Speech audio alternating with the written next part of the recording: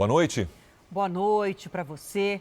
Foi preso hoje em Moçambique, na África, um dos maiores traficantes de drogas do Brasil, Gilberto Aparecido dos Santos, conhecido como Fuminho. Ele estava foragido há 21 anos e era a principal liderança fora da cadeia dessa que é a maior organização criminosa do país. Um condomínio de luxo na capital de Moçambique. Esse foi o cenário final de uma caçada que já durava 21 anos. Gilberto Aparecido dos Santos, o Fuminho, foi preso numa ação conjunta que envolveu a Polícia Federal Brasileira, agentes do DEA, a Agência Norte-Americana de Combate às Drogas, e também policiais moçambicanos.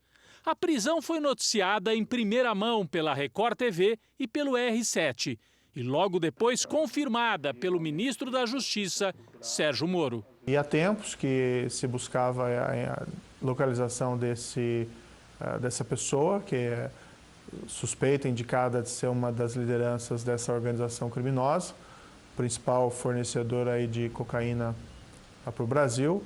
A princípio, é a maior da organização que está em liberdade, né? Existem outras presas, mas em liberdade seria essa. O traficante Fuminho escapou da antiga casa de detenção no Carandiru, em São Paulo, em 1999. Desde então, estava foragido. Ele é considerado o braço direito de Marcola, líder da maior facção criminosa que atua no Brasil. Fuminho é suspeito de participar do planejamento de uma ação para tirar Marcola da cadeia e que foi descoberta pela polícia em 2019. Ele também é suspeito de mandar matar, um ano antes, 2 outros integrantes da facção. Gilberto Aparecido dos Santos seria o único integrante da cúpula da facção ainda solto. Responsável pelo fluxo de dinheiro e pela logística do tráfico internacional, trabalhava sob as ordens de Marco Williams Camacho, o Marcola, preso há 2 décadas. Abaixo deles estavam Rogério Jeremias, o GG do Mangue, e Fabiano Souza, o Paca. Os 2 foram assassinados no Ceará em 2018 por suspeita de desviar parte dos recursos da organização criminosa. Fuminho foi denunciado como mandante das execuções. O delegado responsável pelo caso disse que há 1 ano Fuminho vinha sendo rastreado. Ele teria passado por ao menos 2 países da América do Sul antes de cruzar o Atlântico para se esconder na África do Sul e logo em Moçambique. Fuminho usava vários nomes e documentos falsos. Segundo a Polícia Federal, era o responsável pela entrada de grandes quantidades de cocaína no Brasil e pela exportação da droga para a Europa. Nós não estamos falando de um líder de organização criminosa que estava preso, comandava de dentro da polícia. Estamos falando de alguém que é ligado a um líder de uma facção criminosa, no caso, e que estava livre, praticando crimes e, o mais importante, esse criminoso era responsável por grandes remessas de cocaína. No momento da prisão, no complexo de luxo em Maputo, Fuminho estava acompanhado de um brasileiro e um nigeriano. Segundo a polícia, com ele havia maconha, além de vários celulares e computadores.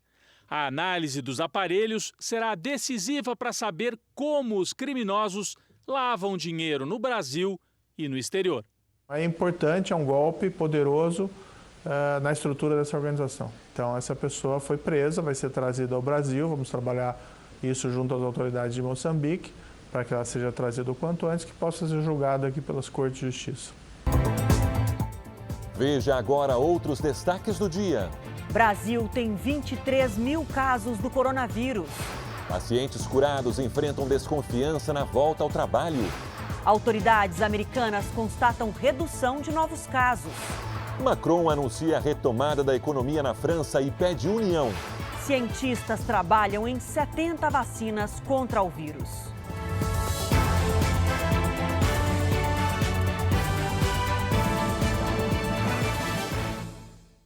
Oferecimento Bradesco, aprendendo a reinventar o futuro com você.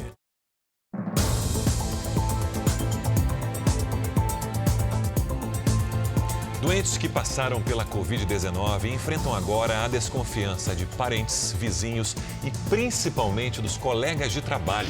A gente sabe que os casos de pacientes que voltam a se infectar são raros em todo o mundo. Mas o que há e é muito frequente são preconceito e desinformação. Foram dias muito difíceis até voltar para casa. 8 dias internados, sendo um dia na UTI. No escritório improvisado em casa, ele coloca em dia o trabalho, mas a volta à rotina não foi tão simples. As pessoas ficaram um pouco temerosas, né? Temerosas, assim, mas você vai circular, você vai descer, vai usar aquele elevador, como é que é o procedimento? E eu posso pegar, não posso pegar? Os pesquisadores acreditam que, na maioria dos casos, é possível desenvolver anticorpos contra o coronavírus. Como já conhece o inimigo, assim que o vírus entra novamente no organismo, nosso sistema imunológico já sabe como atacar. Ele é destruído antes do início de uma nova infecção. Para essa pessoa não ficar achando que ela está definitivamente imunizada, né? Porque nós ainda não sabemos como essa infecção vai se comportar a longo prazo. Os cientistas acreditam que, pelo menos nos adultos, 14 dias após o início dos sintomas, o paciente para de transmitir.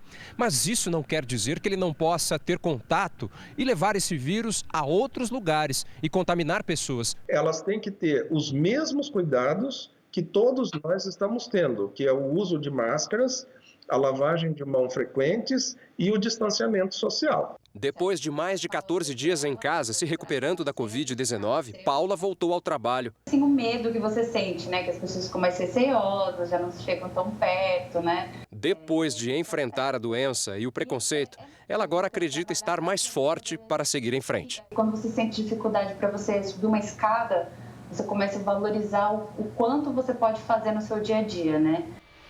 Valorizar as pequenas coisas. Vamos agora aos números do coronavírus. O número de mortes voltou a subir. O Brasil teve 105 mortes pelo coronavírus confirmadas entre ontem e hoje pelo Ministério da Saúde. Olha só, agora no total são 1.328 mortos. E o número total de casos está em 23.430.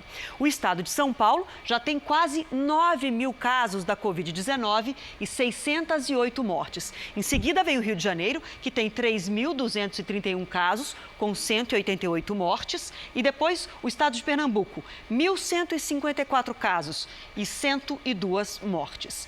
E 12 capitais brasileiras não devem adotar nenhum tipo de afrouxamento, de relaxamento das medidas de distanciamento social, ou seja, tem que manter a quarentena. Nós vamos ao vivo a Brasília. A repórter Cristina Lemos vai explicar para a gente por quê. É que elas não atendem os critérios mínimos aí de segurança para retomar o contato. Não é isso, Cristina? Boa noite.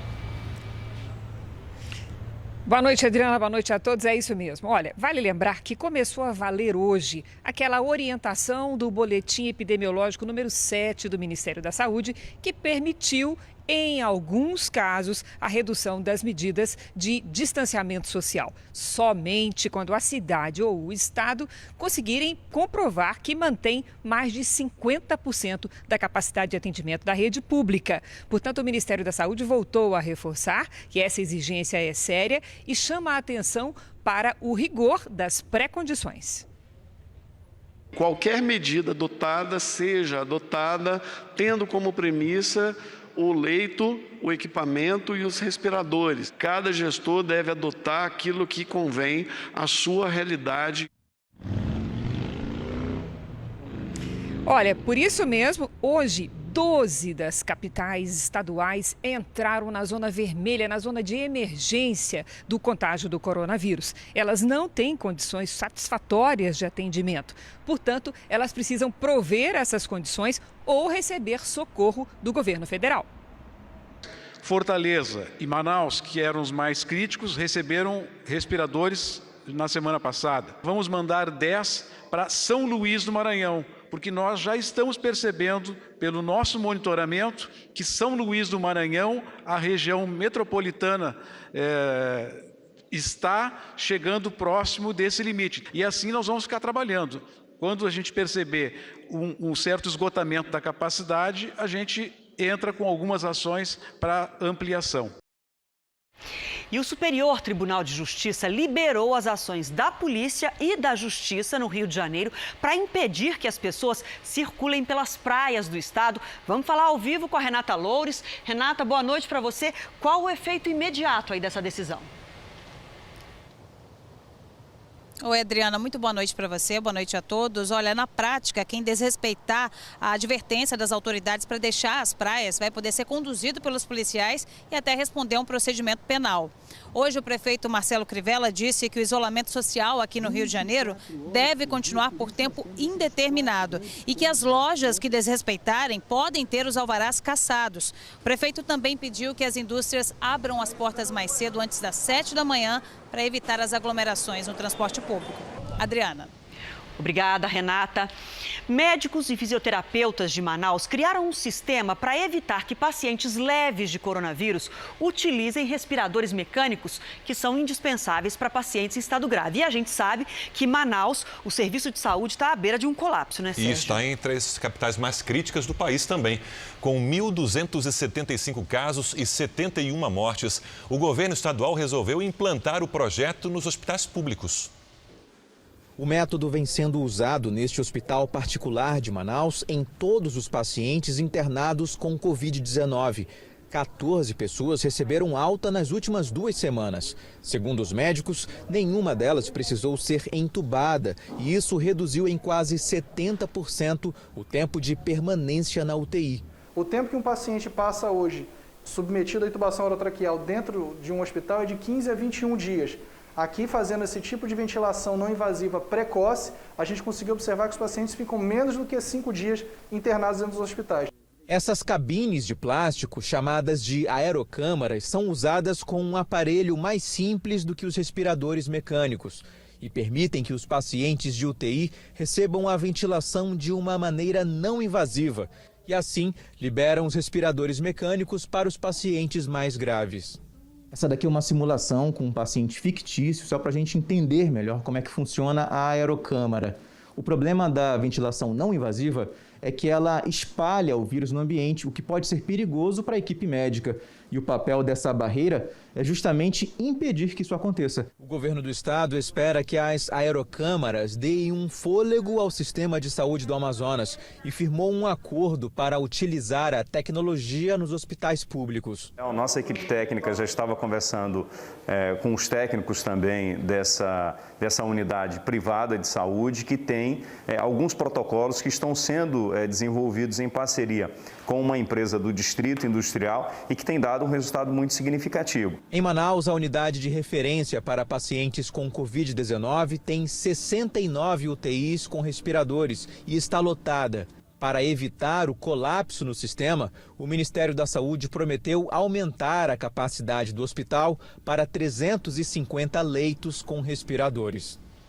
E o governo federal negocia com estados e municípios um valor fixo de ajuda emergencial durante essa crise provocada pelo coronavírus. No Palácio do Planalto, o presidente evitou comentar as declarações do ministro da Saúde, Luiz Henrique Mandetta.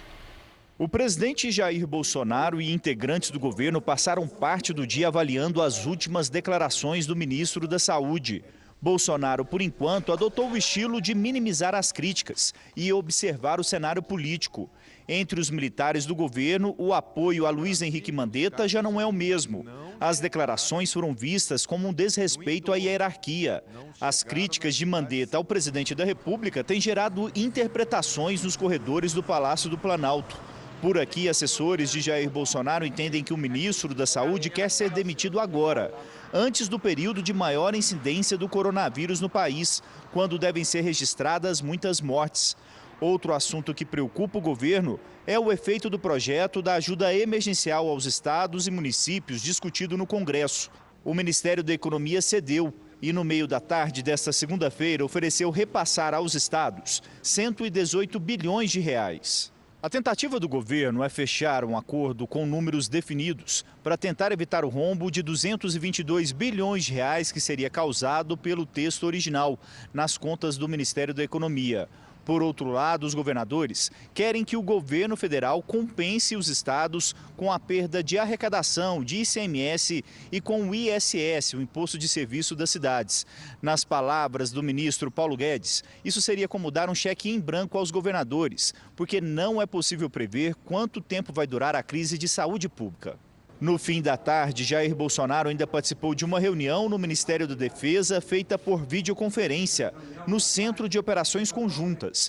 Aqui são coordenadas várias ações de enfrentamento ao coronavírus. O governo também lançou o projeto de arrecadação solidária para que a sociedade possa colaborar com grupos vulneráveis. O que vai ser feito a partir de hoje, com toda essa coordenação, eu creio que vai ficar na história. Michele, esse momento, os nossos netos vão ler nos livros de história. Esse momento em que o Brasil está passando e que a humanidade está passando, ministro. E eu tenho certeza que vai ter um capítulo especial sobre este momento. Sobre a solidariedade do povo brasileiro. Sobre o acolhimento do povo brasileiro. Vai ter um capítulo especial de como nós enfrentamos a crise juntos. Acolhendo. Nós reafirmamos o nosso compromisso de não deixar ninguém para trás. Vamos vencer esse desafio juntos. E para vencermos, precisamos permanecer no caminho do acolhimento, do voluntariado e do amor. Os deputados estão votando agora um projeto de ajuda aos estados e municípios para o combate ao coronavírus. Quem tem os detalhes ao vivo de Brasília é Clébio Cavagnoli. Clébio, boa noite. Que projeto é esse? Oi, Sérgio, boa noite a você, Adriana, e a todos. Olha, essa proposta substitui o chamado Plano Mansueto, que liberava recursos para estados e municípios, mas exigia contrapartidas, como o congelamento dos salários dos servidores. O segundo texto é a chamada pauta-bomba, que teria um impacto de 222 bilhões de reais, como nós vimos agora há pouco. A proposta agora nasceu da negociação com o ministro Paulo Guedes. Ela garante que a União complete a arrecadação no patamar do ano passado. O impacto para o governo federal será de aproximadamente 80 bilhões de reais. Na prática, portanto, segundo esse texto, a União irá repor o que foi perdido pelos estados e municípios em arrecadação de ICMS e ISS. Por exemplo, se a arrecadação era de 100, isso cai, portanto, para R$ 30. Se a arrecadação era de 100, caiu para 70, melhor dizendo, o governo recompõe 30. Para receber, os estados e municípios devem comprovar a queda da arrecadação ao Ministério da Economia em até 15 dias após o encerramento de cada mês. O benefício começará a ser pago em maio e seguirá até outubro. Os recursos deverão ser entregues pelo governo até o último dia útil de cada mês. E assim que a arrecadação voltar ao normal, portanto, essa recomposição, Sérgio, será suspensa. De Brasília, Clébio Cavagnoli. Obrigado, Clébio. Até amanhã. O ministro Ricardo Lewandowski, do Supremo Tribunal Federal, manteve hoje a decisão que determina que os sindicatos participem de acordos de redução salarial. A gente continua em Brasília, ao vivo, agora com Luiz Fara Monteiro. Fara, boa noite. Oi, Sérgio, boa noite. Por essa decisão, a redução de salário de jornada ou a suspensão de contrato durante o estado de calamidade pública só terão efeito depois que os sindicatos forem comunicados. O ministro Ricardo Lewandowski negou um recurso da AGU, a Advocacia Geral da União, contra uma decisão liminar da semana passada. De acordo com a decisão, esses acordos só serão válidos se os sindicatos dos trabalhadores forem notificados em até 10 dias. O ministro também ressaltou a possibilidade de adesão dos empregados a um acordo coletivo que seja mais favorável aos trabalhadores. Essa medida provisória editada pelo governo federal permite a suspensão dos contratos de redução e a redução do salário, e a jornada durante a pandemia do coronavírus continuam integralmente em vigor, já que nenhum desses dispositivos foi suspenso. De Brasília, Luiz Fara Monteiro. Obrigado, Fara. Mais de 23 mil pessoas já morreram infectadas por coronavírus nos Estados Unidos e o presidente Donald Trump voltou a dizer hoje que a decisão de reabrir o país é dele e não dos governadores. Então vamos ao vivo até Nova York com a Heloísa Vilela, que tem os detalhes. Heloísa, boa noite. O presidente Trump endurecendo aí no discurso. Boa noite, Sérgio. É uma queda de braço, mas o presidente disse que vai divulgar em breve as diretrizes para que a vida volte ao normal no país.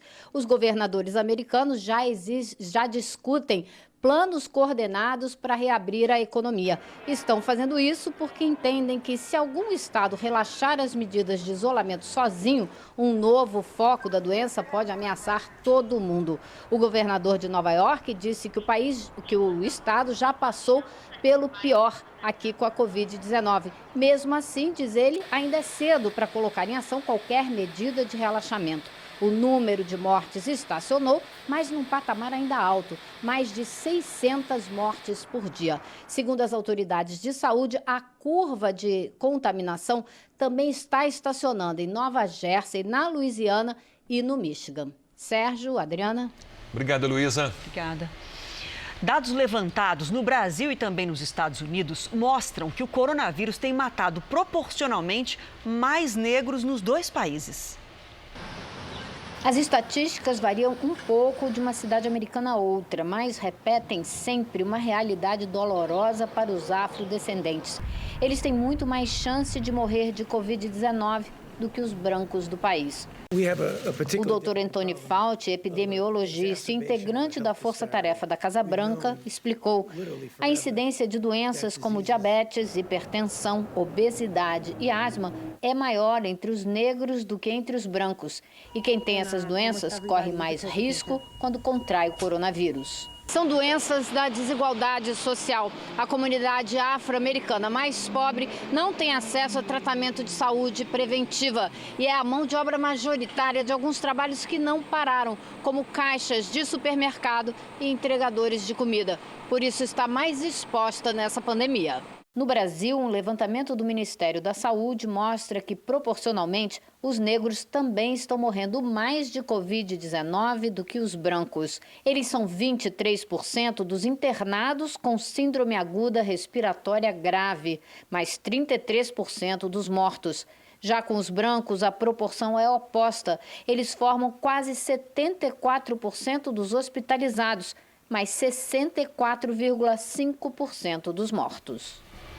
Agora vamos às informações da Europa. Diversos países estudam reduzir as medidas de contenção, assim como está sendo feito na Espanha a partir de hoje. Incluindo a Itália. A França anunciou que vai afrouxar as regras de isolamento a partir do mês que vem. O presidente francês Emmanuel Macron disse que o país deve sair gradualmente da quarentena a partir de 11 de maio. A partir de 11 de maio, nous rouvrirons progressivement. E afirmou que as ideologias precisam ser deixadas de lado nesse momento de guerra, para que a França passe por uma refundação. Funcionários de fábricas e da construção civil da Espanha voltaram ao trabalho. Nos transportes públicos, policiais distribuíram máscaras para a população. Em frente a um hospital de Madrid, profissionais da saúde que morreram pela doença foram homenageados por colegas. Na Itália, cerca de 23 mil pessoas e 400 empresas foram multadas por descumprirem as medidas de isolamento entre sexta e sábado. Mas o governo decidiu afrouxar as regras e, a partir de amanhã, vai reabrir parte do comércio. Hoje, a Itália teve o menor número de novos casos diários em uma semana. O controle da transmissão do coronavírus está entre os critérios recomendados pela Organização Mundial da Saúde para a retirada das medidas de contenção. Mas a OMS afirma que isso deve acontecer de forma gradual, junto com a implementação de ações preventivas. No Reino Unido, o primeiro-ministro Boris Johnson se recuperou da doença, mas continua em isolamento em casa. O governo britânico estuda a flexibilização das medidas de contenção. Isso também está sendo discutido na Alemanha. O país tem a maior taxa de recuperação da Europa, seguido por Espanha, Itália e França. Vamos agora com a opinião do jornalista Augusto Nunes. Boa noite, Augusto. Boa noite, Adriana, Sérgio, boa noite a você que nos acompanha. No dia 6 de abril, o governo de São Paulo anunciou a prorrogação do isolamento social em todo o estado. Para justificar a medida, o diretor do Instituto Butantan, Dimas Covas, fez projeções aterradoras.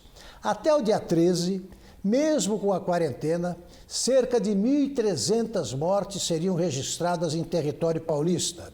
Sem a quarentena, a cifra subiria para 5.000. Covas também avisou que o número de infectados subiria para 25 mil. Nesta segunda, 13 de abril, constatou-se que os mortos pela pandemia em São Paulo somam 608, muito menos que a metade do imaginado pelo autor da profecia. E os casos confirmados são 8.895, quase um terço do projetado por Covas. Cada morte é uma tragédia. O diretor do Butantan ampliou as dimensões do drama com a previsão que matou mais de 700 pessoas que continuam vivas e infectou quase 15 mil que continuam sadias. Sobram más notícias verdadeiras. O Brasil não precisa de invencionices alarmantes. Veja a seguir, algumas cidades cumprem meta e já começam a segunda etapa de vacinação contra a gripe. E ainda hoje, pesquisadores não param. Agora a saliva começa a ser testada para detectar a Covid-19.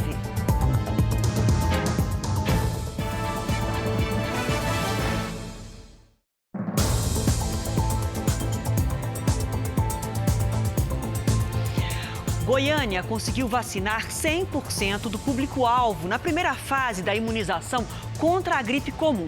Por isso, agora vai antecipar a segunda etapa da campanha. Vamos falar ao vivo com a repórter Fernanda Arcanjo. Boa noite para você, Fernanda. Quem que vai ser vacinado agora nessa segunda fase? Boa noite, Adriana. Nessa primeira fase da campanha foram vacinados 181 mil idosos e profissionais de saúde. A meta era vacinar 127 mil pessoas. Agora, nessa segunda etapa, vão ser imunizados contra a influenza caminhoneiros, motoristas de transporte coletivo e portuários, gestantes, portadores de doenças crônicas, profissionais das forças de segurança e salvamento, presos e funcionários do sistema prisional. São 72 postos de vacinação em Goiânia, um em esquema de drive-thru num shopping. De Goiânia, Fernanda Arcanjo. Muito obrigada pelas informações. E olha, uma mulher foi detida com violência por guardas da Prefeitura de Araraquara, interior de São Paulo, por descumprir um decreto de isolamento social do prefeito Edinho Silva, do Partido dos Trabalhadores. O caso aconteceu na Praça dos Advogados, uma área nobre da cidade. Este vídeo, divulgado nas redes sociais, mostra Camila Heleno Américo Francisco, de 35 anos, sentada sozinha em um banco da praça. Ela é abordada pela Guarda Metropolitana. Aqui é um país livre, aqui não é comunismo. O comunismo é lá na China, onde o PT está se afiliando. Aqui não, aqui é Brasil. Mas existe um decreto, o decreto... Mas a Constituição está acima do decreto. Se alguém ousar me prender aqui, a me levar, tem que levar bandido, craqueiro. Cadê os craqueiros das praças, que eles não pegam? Os agentes dão voz de prisão e com violência a imobilizam. Não resiste, não resiste. Repare que são 4 agentes, 2 deles homens. Infelizmente, eu estou preso. Tá me enforcando! Infelizmente, eu estou preso. A mulher foi levada à delegacia e vai responder por desobediência civil. Chegou o casal de GCM, falou que eu tinha que sair de lá porque eu tinha decreto e eu falei que meu direito de ir e vir estava acima do decreto, que eu não estava fazendo nada de nenhum delito que tivesse um motivo para me prender. O prefeito de Araraquara, o ex-ministro petista Edinho Silva, decretou quarentena na cidade em março. Desde então, é proibido frequentar lugares públicos de lazer. A cidadã comum estava sozinha no banco, não tinha ninguém ao redor dela.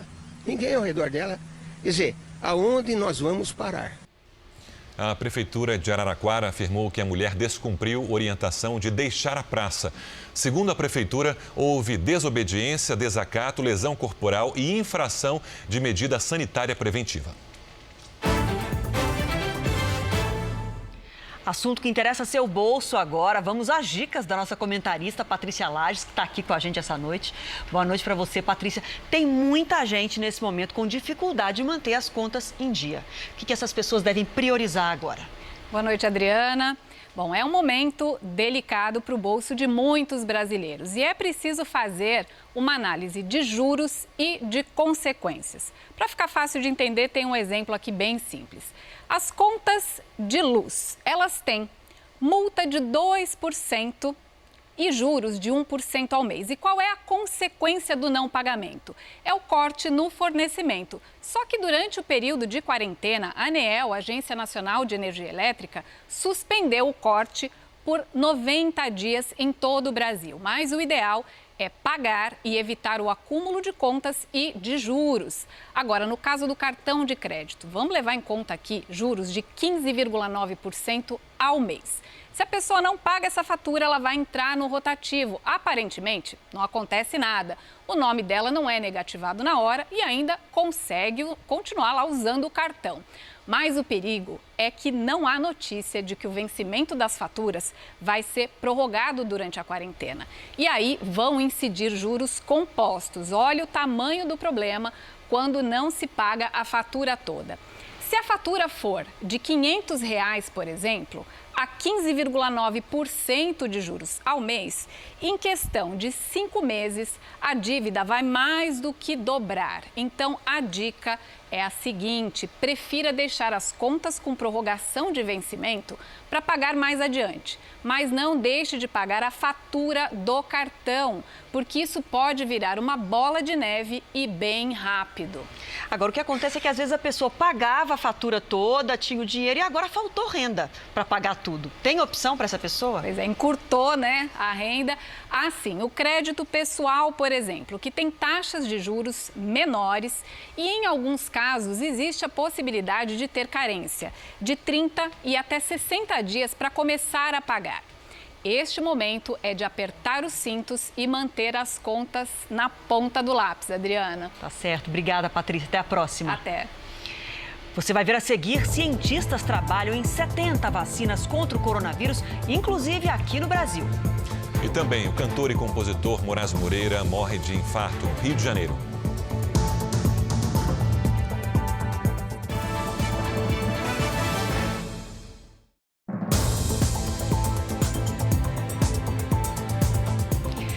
Na China, a publicação de estudos sobre o coronavírus agora tem que ser autorizada pelo governo, o que dificulta o acesso à informação científica. Da Ásia, a correspondente Cíntia Godoy traz as informações ao vivo para a gente. Bom dia, Cíntia. Oi, Adriana, boa noite para vocês. Pois é, 2 universidades chinesas já tiveram que retirar da internet publicações, estudos publicados sobre o assunto. A medida tem potencial para dificultar o acesso internacional a informações sobre a Covid-19. Mas a maior preocupação na China ainda é o número de casos importados. Só nas últimas 24 horas foram 98 casos vindos do exterior e 10 locais. Com isso, foi reforçada a triagem nos aeroportos e nas ruas, em cidades que fazem fronteira com outros países. Aqui no Japão, um vídeo postado pelo primeiro-ministro Shinzo Abe foi criticado. As pessoas reclamam que ele está relaxando em casa, enquanto 80% das empresas não tem como permitir que os funcionários façam o mesmo. A publicação era para agradecer a população que está em isolamento. Aqui, essa medida é uma recomendação, não é obrigatória, Adriana. Obrigada, Cíntia, pelas informações. E olha, no mundo todo tem uma corrida, para encontrar um tratamento, uma forma de combater o coronavírus. Ao todo, 70 vacinas estão sendo desenvolvidas ao redor do planeta. A gente sabe que o processo é demorado, mas segundo a Organização Mundial da Saúde, 3 dessas vacinas, Sérgio, já estão em fase de testes, né? Vou incluir uma outra, Adriana. Uma nova vacina desenvolvida por pesquisadores italianos e britânicos deve entrar nessa lista até o fim desse mês. 550 voluntários saudáveis vão receber as doses ainda em abril. Já a partir de setembro, profissionais da saúde e pessoas com alto risco de contrair a doença devem começar a ser imunizados. E isso antes mesmo da vacina ter a licença para comercialização. Nos Estados Unidos, o órgão que regulamenta medicamentos no país aprovou o uso de um novo teste para o coronavírus que usa a saliva. A coleta é feita pelo próprio paciente. O método é mais rápido e mais seguro para os profissionais da saúde do que o atual, feito com amostras do nariz e da garganta. Segundo a empresa, a nova tecnologia vai ampliar a capacidade de testes diários do país. E o Brasil também está na corrida por uma vacina. Em um laboratório da Fundação Oswaldo Cruz, em Minas Gerais, os pesquisadores usam o conhecimento de um outro estudo para avançar no desenvolvimento de uma vacina contra a Covid-19. O objetivo é combinar o vírus da influenza com parte de uma proteína do coronavírus, para assim gerar no organismo a produção de anticorpos e barrar a doença. A ideia nossa aqui é que nós teremos uma vacina bivalente, tanto contra a gripe quanto a Covid-19. No momento de emergência como o atual, o desenvolvimento de vacinas pode ganhar velocidade com o aumento de recursos para pesquisa, com a união dos esforços de especialistas. Mesmo assim, os cientistas alertam que não é possível queimar etapas nesse trabalho. O imunologista Gustavo Miranda é um dos coordenadores de outra pesquisa na Universidade de São Paulo. Ele explica que a eficácia da vacina precisa ser confirmada em cada fase do trabalho. Estudo teórico, testes in vitro, estudo em animais, testes em seres humanos. Muitas vezes, simplesmente não funciona como nós prevemos. O pesquisador diz que a última etapa dos testes em humanos é complexa. Uma vacina é suficiente ou vai precisar de 2, 3 anos para dar uma segunda vacinação? Testes em humanos são feitos com voluntários. O Ernesto é um deles, em outro estudo, desta vez do Instituto Butantan, que desenvolve uma vacina contra a dengue. No final de 2017, ele tomou uma dose experimental e, desde lá, vem sendo acompanhado com exames regularmente. Uma frequência, eu recebo um SMS de algum coordenador da pesquisa, sabendo se está tudo ok e se houve alguma coisa que possa ser interpretado ou como dengue ou com alguma reação à vacina. Enquanto as pesquisas avançam no Brasil, outros países podem chegar antes a resultados conclusivos. Ainda assim, lembra o pesquisador, é importante que o país desenvolva a própria vacina. Nós vamos precisar de ter a nossa independência e usar a nossa capacidade industrial para produzir essa vacina, como muitos países precisarão disso. A Câmara Municipal de São Paulo aprovou um projeto de lei que destina 38 milhões de reais da Câmara para as secretarias de saúde e de assistência social no combate ao coronavírus. O projeto foi aprovado por unanimidade em sessão virtual e segue agora para a sanção do prefeito Bruno Covas. Os recursos vão sair de um fundo de despesas da própria Câmara. E o governo de São Paulo anunciou hoje que mais de 1.500 pessoas se recuperaram do coronavírus no estado e vai abrir concurso para 1.200 profissionais de saúde. Já no Rio de Janeiro, a Barra da Tijuca é o lugar com o maior número de casos de coronavírus em todo o estado. Tem mais pessoas infectadas na Barra do que em muitos países. Na Barra da Tijuca, na zona oeste do Rio, a circulação de moradores e turistas é concentrada em locais fechados. Os condomínios gigantes têm a infraestrutura de uma cidade. Quase tudo é feito ali mesmo. Quando saem, os moradores preferem as áreas de lazer dos shoppings, que são os maiores da capital. Rotina ao ar livre, praticamente só mesmo na praia. Essa característica do bairro pode ter ajudado a disseminar o coronavírus por aqui.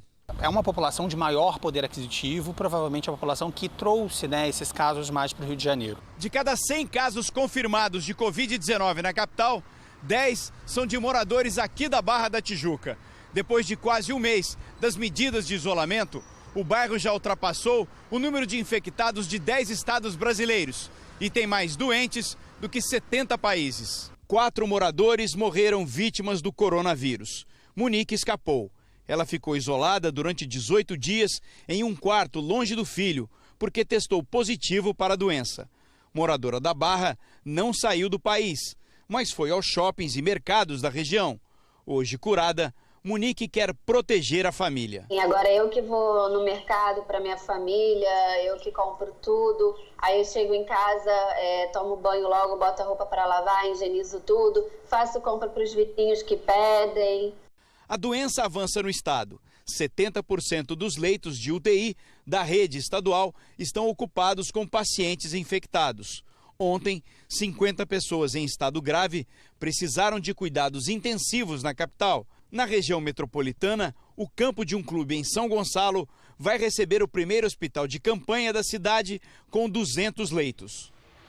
Uma força-tarefa em um pequeno município do Rio Grande do Sul faz com que toda a população da cidade tenha acesso a máscaras. Butiá, na região central do estado, tem 21 mil habitantes. As costureiras do município estão produzindo, com o apoio da prefeitura, 2 máscaras de tecido para cada morador. Os agentes de saúde já começaram a distribuição e orientação de como higienizar e usar o material de proteção. Começou hoje o pagamento da primeira parcela do auxílio emergencial para todas as mulheres chefes de família. De acordo com as regras criadas pelo governo, elas têm direito à cota dupla do benefício. Priscila trabalha como diarista. Solteira, mãe do Pedro Henrique, de apenas 4 anos, ela ficou praticamente sem renda desde o início da pandemia de coronavírus. Agora tem direito ao auxílio emergencial. Olha, para mim vai ser uma ajuda bem na hora mesmo, sabe? Vai vir numa boa hora. A lei que criou o benefício estabelece que as mulheres chefes de família com pelo menos um filho menor de idade têm direito à cota dupla do auxílio emergencial, ou seja, R$ 1.200, que começaram a ser pagos nesta segunda-feira pelo governo. Para os demais trabalhadores, o valor é de R$ 600. Para receber o benefício é preciso estar com o CPF em dia. Em Campo Grande, zona oeste do Rio, as pessoas fizeram fila em frente à Receita Federal para tentar regularizar o cadastro. Em Curitiba, a fila dava a volta no quarteirão. Mas a Receita lembra que a regularização pode ser feita pela internet. Muita gente também tem procurado as agências da Caixa em busca de informações. O auxílio emergencial é destinado a trabalhadores de baixa renda afetados pelo isolamento social, como os informais, microempreendedores individuais, autônomos e também os beneficiários do Bolsa Família. Cadastrei nesse aplicativo, que eles mandaram que instalassem. E aí eu estou esperando, está em análise ainda. Vem boa hora, ajuda para a gente comprar as coisas para casa, manter a família. Olha, uma informação que acaba de chegar de Brasília. A Câmara dos Deputados aprovou o texto base do projeto de ajuda a estados e municípios, que agora há pouco nós mostramos os detalhes. Essa proposta agora tem que ser votada no Senado. Em mais de 50 anos de carreira, Moraes Moreira criou clássicos da música brasileira. Fez a alegria do carnaval baiano e embalou gerações. Ele morreu nessa madrugada no Rio de Janeiro. Moraes Moreira morava sozinho neste prédio, na Gávea, zona sul do Rio. Ele sofreu um infarto agudo do miocárdio enquanto dormia.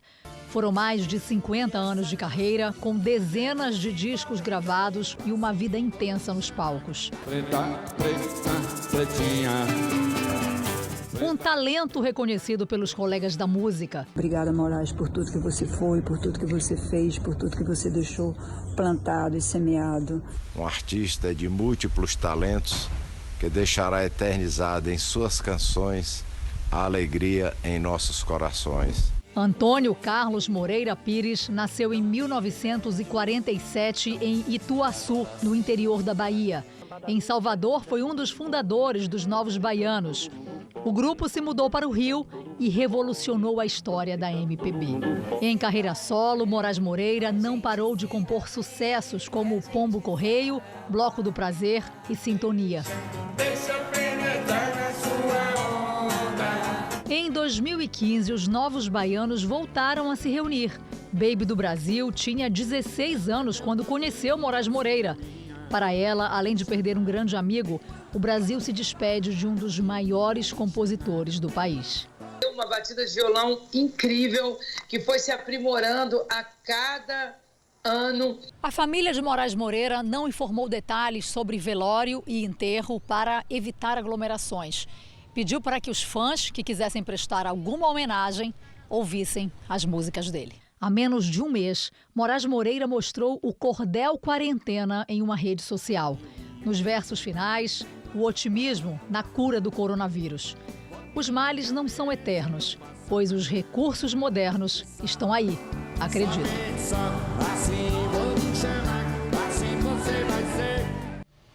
Nas redes sociais do Jornal da Record, você encontra toda a trajetória de Moraes Moreira. Vamos à previsão do tempo agora. Tem seca no sul, temporal no nordeste e mais um contraste no tempo, viu? Manhãs geladas em lugares famosos pelo calor. O Rio de Janeiro, por exemplo, registrou hoje 15,5 graus, logo cedinho nessa segunda-feira. Lidiane, boa noite. Quando é que volta a esquentar? Vai demorar um pouquinho, viu, Adriana? Boa noite para você, para o Sérgio, para todo mundo que nos acompanha. E isso acontece geralmente quando temos aquelas noites estreladas, bonitas, sem nuvens. As nuvens funcionam como um cobertor que mantém a superfície quentinha. E sem elas, o calor vai embora rápido. Se houver, então, muita umidade, ocorre até a formação de nevoeiros. Amanhã, uma nova frente fria vai passar aqui pelo sul e pelo sudeste. As rajadas de vento devem atingir 60 km por hora entre o sul e o sudeste. As ondas podem passar dos 2,5 metros entre o Rio Grande do Sul e Santa Catarina. Nestes estados, chove pela manhã. Já nas outras áreas do Brasil, previsão de pancadas à tarde. Risco para temporais no Maranhão, Piauí, Tocantins e também no Ceará. Em Curitiba, amanhã máxima de 23. No Rio de Janeiro, até 28. Em Brasília, 25. No Recife, 30. E em Macapá, 28 graus. Em Porto Alegre, chove logo cedo, já pela manhã. A máxima de 29 graus à tarde. Em Cuiabá, faz 31. Em Salvador, o risco para temporais diminui, 29 por lá também. E em São Paulo, mais um amanhecer friorento.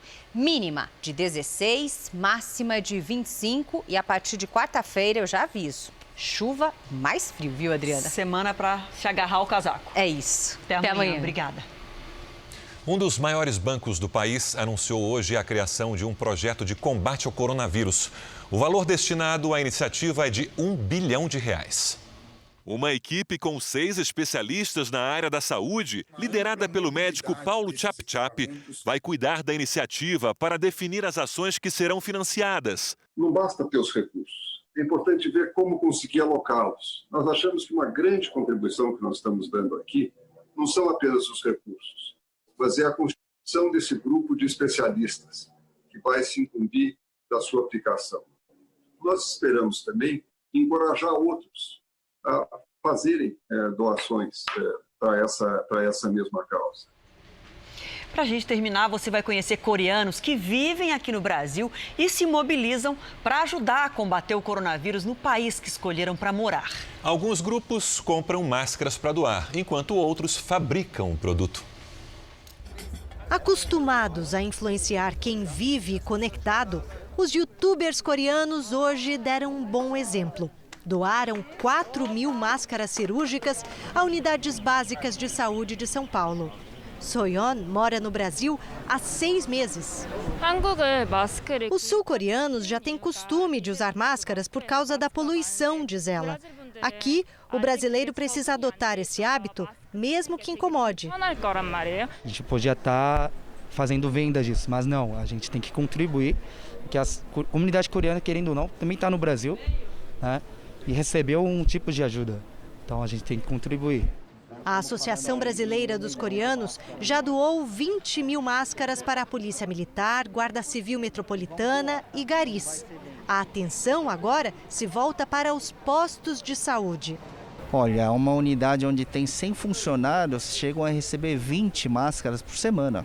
Os coreanos, que são conhecidos no Brasil pela fabricação de roupas, voltaram a ligar as máquinas. Só que agora vão confeccionar máscaras. Serão 500.000 por semana, como essa daqui. Todas para doação.